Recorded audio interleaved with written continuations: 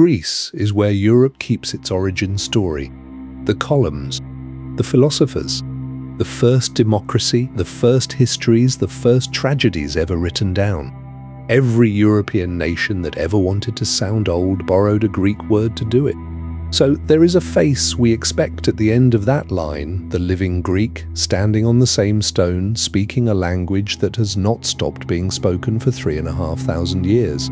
In 1830, a Bavarian historian looked at that face and said it was a stranger's. His name was Jakob Philipp Fallmerayer, and in the foreword of a book about the medieval Peloponnese, he wrote one of the coldest sentences ever aimed at a living people. The race of the Hellenes, he said, has been wiped out in Europe. Not diminished, not conquered, wiped out. The people walking around Athens, he argued, were not the descendants of Pericles and Leonidas at all. They were Slavs, the children of migrants who had poured into a plague-emptied Greece 1,000 years before, who had taken the land, the churches, and eventually the language, and who now wore an ancient name that did not belong to them. Not one drop of Hellenic blood, he wrote, ran in their veins. It was a theory that no one could disprove for 170 years.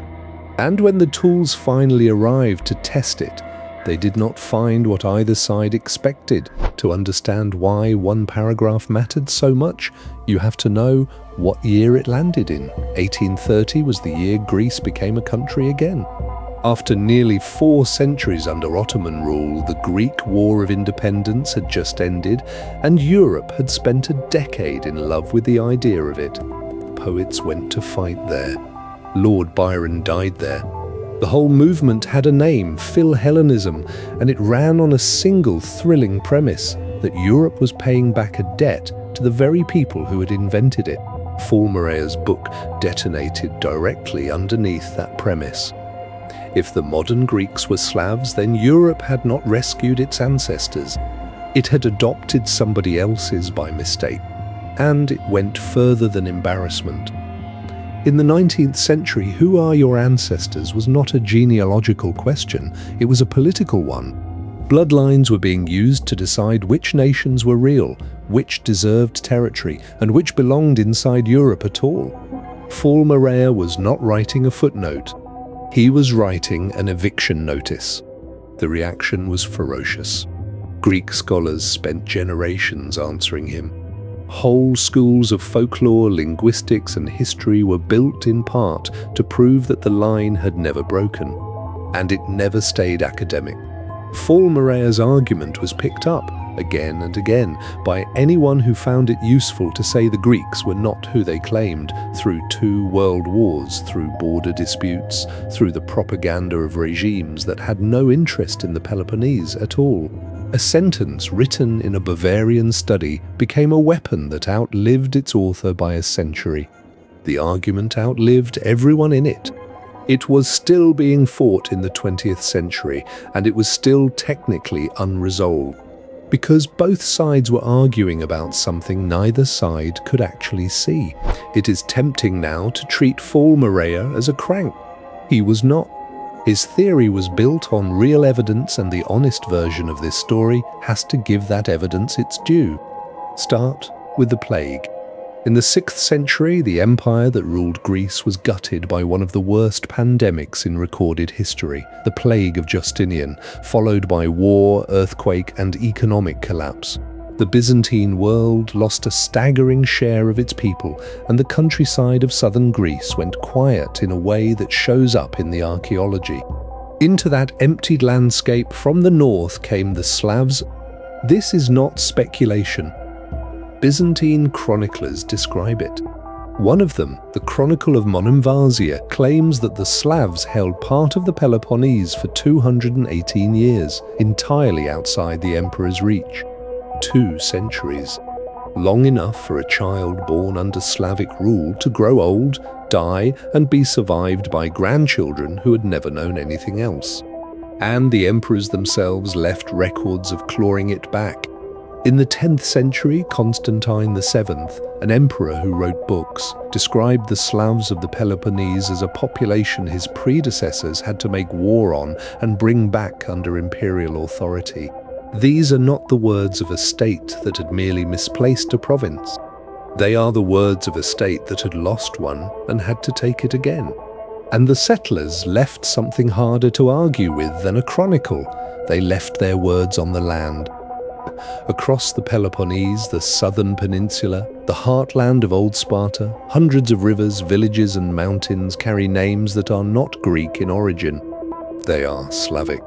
A map of southern Greece is, in places, a map written in a foreign language. For Fallmerayer, that was the fingerprint of a replacement. New names on the land meant new people on the land. It was a reasonable inference.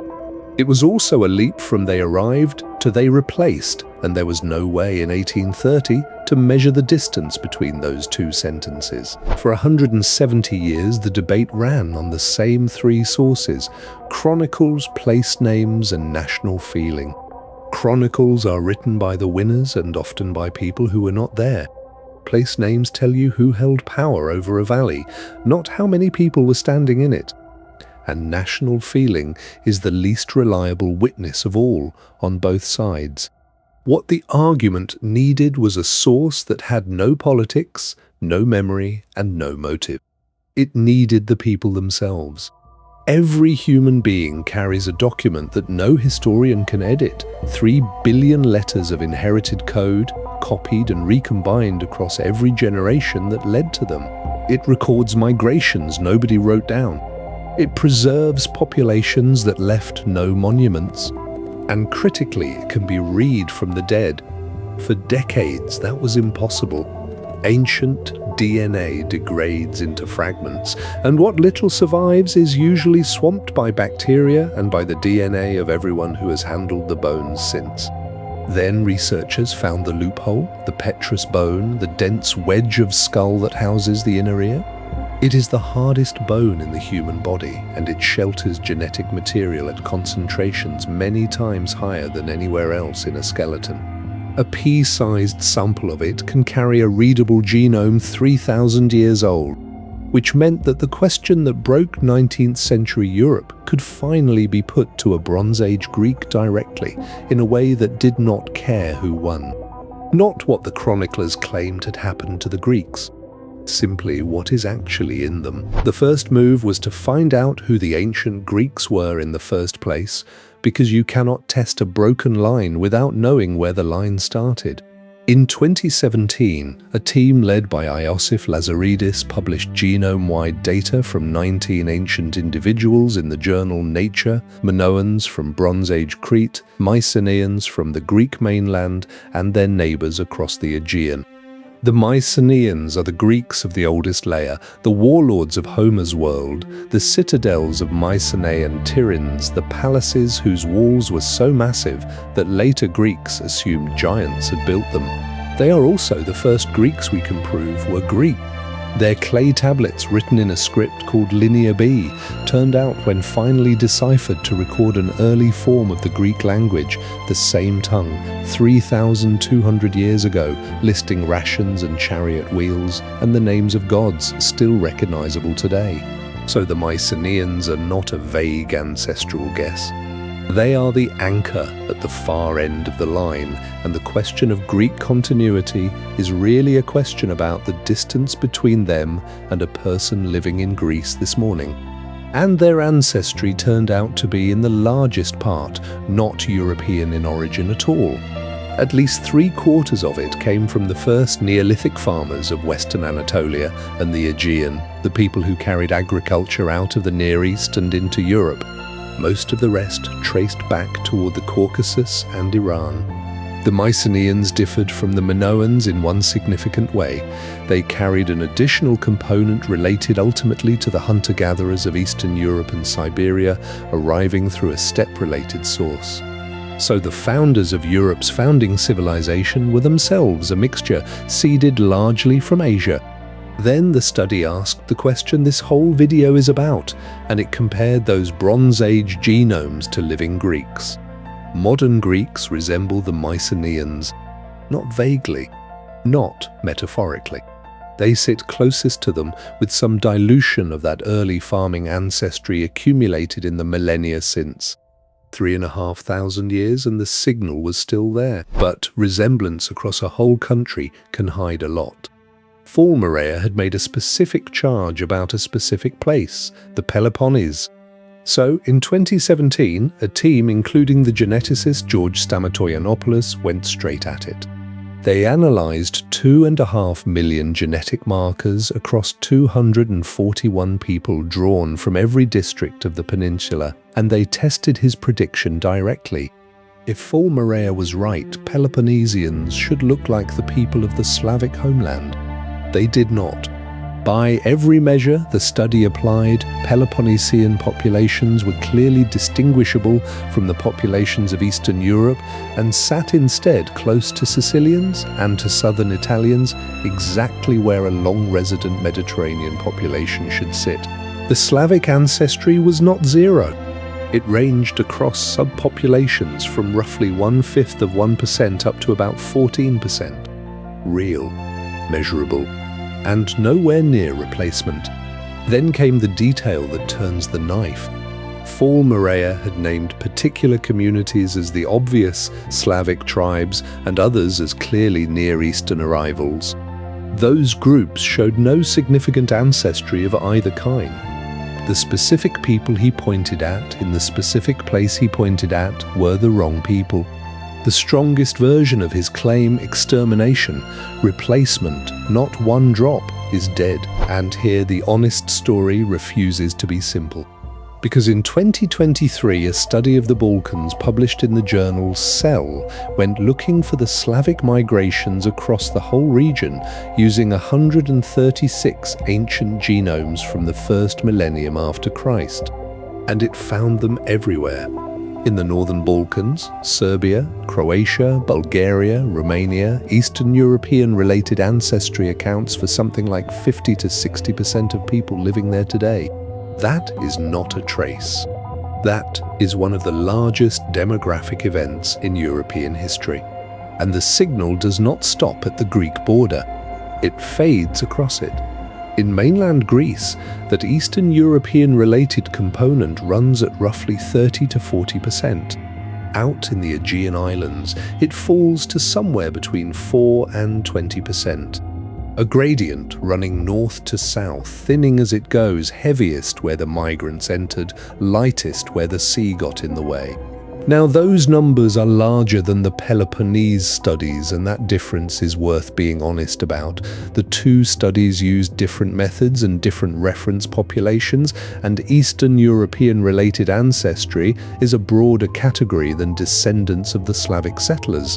The number moves depending on what you compare people to and which part of Greece you stand in. But the direction is not in dispute. Something big arrived. Fallmerayer saw a real event. He read the archaeology and the place names correctly.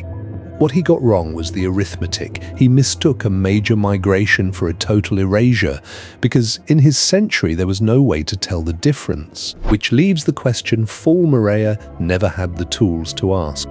If that many people really arrived, and they did, how is there still a Greek population at all? The answer is the quiet mechanism behind half the ancestry stories on Earth. Language and identity do not travel with blood.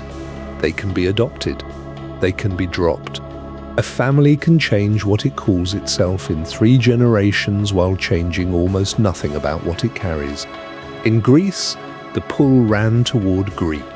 The settlers arrived into a landscape that still had Greek-speaking cities, a Greek-speaking church, and eventually a returning Greek-speaking administration that taxed, judged, and promoted in that language. Christianity did the rest. Conversion brought the settled communities into the same institutions as everyone around them, and the descendants of the newcomers stopped being newcomers. The Slavic river names stayed because names outlived the mouths that made them. The people who gave those names became Greek.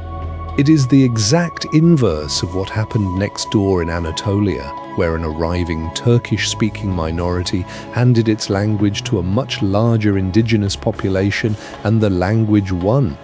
Same mechanism, opposite direction. In Anatolia, the incomers' language absorbed the natives.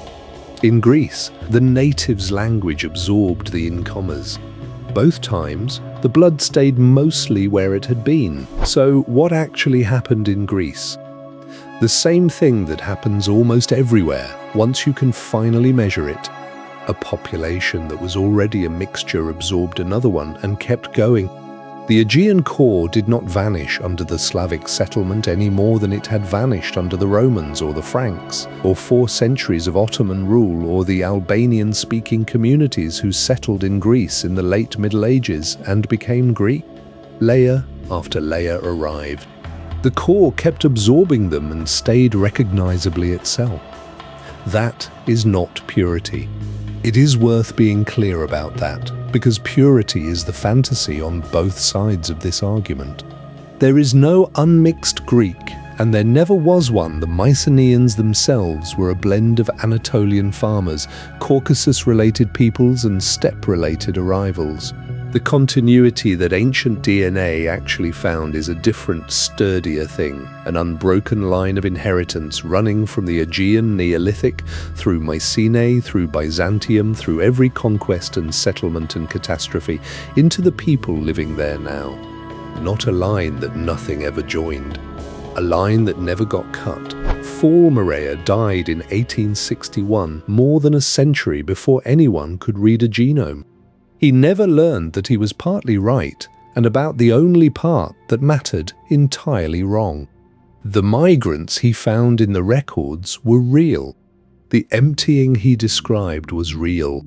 And the people he declared extinct were at that moment walking past his conclusion in the streets of Athens and Nafplio and Mistras, carrying in the ordinary code of their bodies an inheritance that ran back through the Byzantine centuries to the citadels of Mycenae and past those to the first farmers who ever crossed the Aegean. That is the code written in Greek blood, not the untouched bloodline of the nationalist dream sealed against 3,000 years of history. Not the replaced population of Fallmerayer's foreword wearing a borrowed name. Something harder and far more durable than either, a people old enough to have been conquered, settled, emptied, and rewritten again and again, and to have absorbed every one of those arrivals without ever stopping being themselves. In 1830, a historian took the Greeks out of their own history with a single sentence. It took 190 years and the tools to read the dead to put them back. The papers said they were gone. The blood never agreed.